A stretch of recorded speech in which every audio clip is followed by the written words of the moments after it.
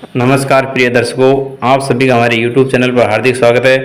दोस्तों, आज आप देखेंगे मोरा कत व्रत, गौरी व्रत, जो कि कुंवारी कन्याओं के द्वारा किया जाता है।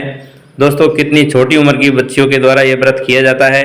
सबसे पहले इस व्रत को कौन करता है, इसमें आप पूजन विधि जानेंगे कि गौरी व्रत और मोरा कत व्रत, इसमें आप क्या खाएँ और क्या नहीं खाएँ, इन सभी बातों का आपको ध्यान में रखने की ज़रूरत है।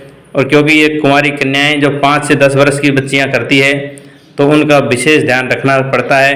दोस्तों, पूरे वीडियो में आप संपूर्ण जानकारी देखेंगे, तो बने रहिए हमारे चैनल के साथ। जो भी दर्शक मित्रगण नए जुड़े हो, चैनल को सब्सक्राइब करें और बेल आइकन को प्रेस करें तथा कमेंट में हर हर महादेव, ओम नमः शिवाय लिखना नहीं भूलें। अब मैं वीडियो शुरू करता हूँ। प्रिय दर्शकों, प्राचीन समय की बात है। आप सभी जानते हैं, पर्वतराज हिमालय की पुत्री जो कि पार्वती माता है, उन्होंने सबसे पहले इस व्रत को किया था। इस व्रत को करने के बाद गौरी व्रत आता है।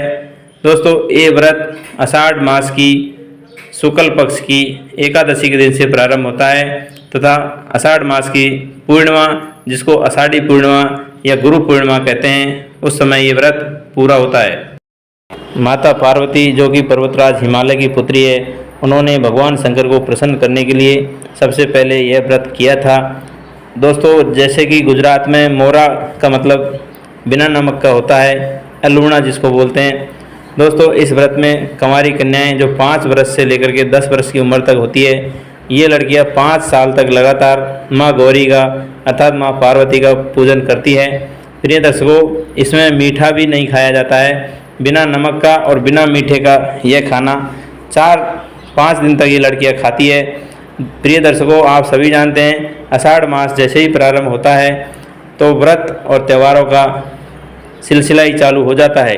जैसा कि आप जानते हैं, आषाढ़ की जो द्वितीया तिथि आती है, उसमें भगवान श्री जगन्नाथ का रथ यात्रा का तीर्थ महात्म्य सब जगह सब शहरों में निकाला जाता है।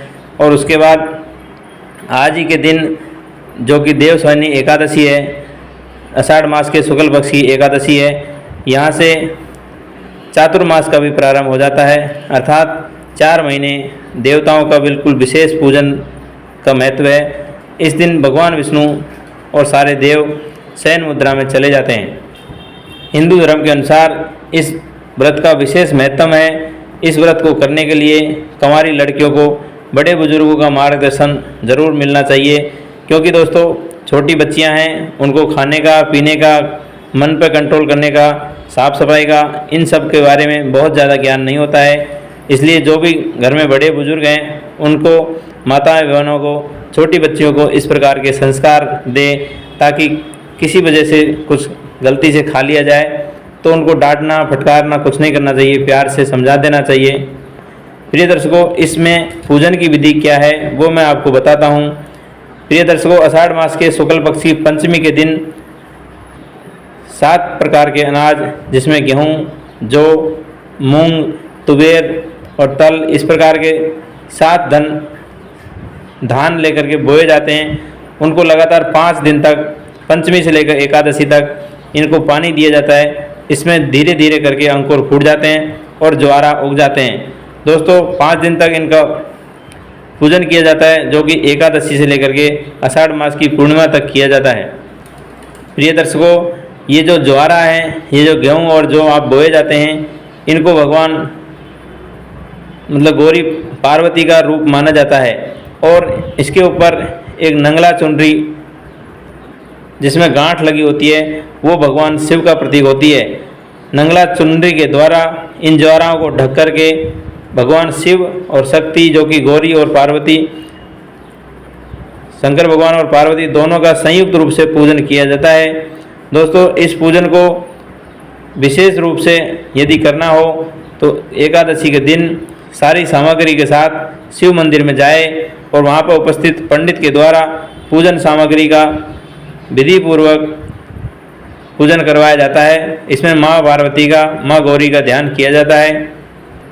जब पूजन संपन्न हो जाता है, इसके बाद लड़कियां घर का और काम कर सकती है, स्कूल जा सकती है। लेकिन दोस्तों, ये बिल्कुल छोटी उम्र की लड़कियों के द्वारा ये व्रत करवाया जाता है। इसलिए माताएं, दादी, बहनें जो भी है, इनको पूरी तरह से ध्यान रखें और कुंवारी कन्याओं पर किसी प्रकार का गलती हो जाए तो क्रोध नहीं करना चाहिए, क्योंकि यह छोटी बच्चियों के द्वारा किया जाता है। भगवान हमेशा भाव के भूखे होते हैं, उनको विधि का इतना कोई टेंशन नहीं, लेकिन पूरा व्रत करने के बाद बच्चियां प्रार्थना करती है कि हे भगवान, हे माँ पार्वती, हमारे द्वारा कोई भूल चूक हो गई हो तो हमको माफ़ करना, हमें शुभ संस्कार दे, हमें सद्बुद्धि दे और हमारा जो मनोकामना है, वो मनोरथ है, वो पूर्ण हो।